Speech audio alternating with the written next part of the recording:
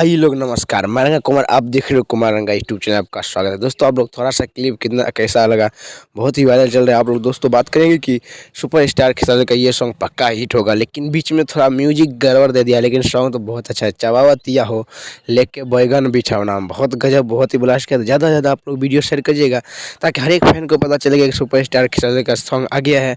आप लोग नहीं देखेंगे जाके देख सकते हैं, फैम म्यूजिक प्रेजेंट पर आप लोग आ गया है।